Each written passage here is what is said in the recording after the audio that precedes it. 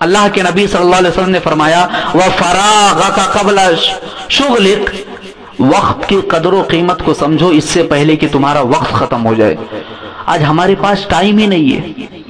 جس اللہ نے ہم کو پیدا کیا، جس اللہ کی دی ہوئی ایک ایک سانس ہمارے پاس ہے، اللہ نے ہمیں ایک ایک سانس مہیا کیا، جس اللہ نے پانی برسایا، کھیت میں اناج پیدا ہوا، جس اللہ رب العالمین نے ہمیں روزیاں دی، جس اللہ رب العالمین نے ہمیں کان دیے، ناک دی، ہمارے 2 ہاتھ تھے، 2 پاؤں ہے، یعنی زندگی کے ہر مرحلے میں جس اللہ نے، جس خالق نے، جس مالک نے، جس رازق نے ہمیں تمام نعمتوں سے فراہم کیا، آج اس اللہ کی عبادت کرنے کے لیے، آج اس اللہ کی بندگی کرنے کے لیے، آج اس اللہ کی شکر گزاری کرنے کے لیے 24 گھنٹے میں 5 مرتبہ ہمارے پاس ٹائم ہی نہیں ہے۔ افسوس کی بات ہے۔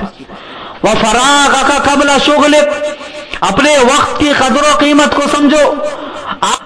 مالک کی، اس مالک کی بندگی کرنے کے لیے، شکر گزاری کرنے کے لیے 24 گھنٹے میں 5 مرتبہ ہمارے پاس ٹائم ہی نہیں ہے۔ ہم فجر میں غائب ہیں، ہم ظہر میں غائب، ہم عصر کی نماز میں غائب، ہم عشاء میں غائب، ہم تمام نمازوں کو ترک کر دیتے ہیں۔ افسوس کی بات ہے۔ ایک کتے کی مثال لے لیجئے۔ ایک کتے کو اس کا مالک کھانا کھلاتا ہے، سب کچھ کھلاتا ہے، وہ کتا اپنے مالک کا بڑا وفادار ہوتا ہے۔ ایک گھوڑا لے لیجئے، ایک گھوڑے کو اس کا مالک تھوڑا سا چارہ کھلاتا ہے، گھاس کھلاتا ہے، وہ گھوڑا اپنے مالک کا اتنا وفادار ہوتا ہے کہ میدان جنگ کے اندر بھی اپنے مالک کے ساتھ کود جاتا ہے اور اپنے جان کی پرواہ نہیں کرتا ہے۔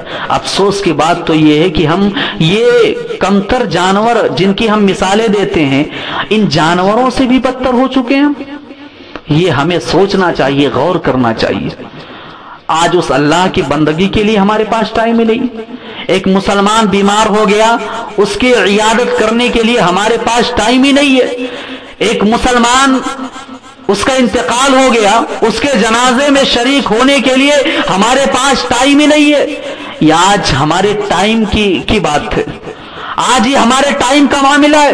دنیا کے معاملے میں ہمارے پاس سب کچھ ہے، سارا ٹائم ہے، مگر اے لوگو، ہمارے پاس جب دین کا معاملہ آتا ہے تو ٹائم ہی نہیں ہے۔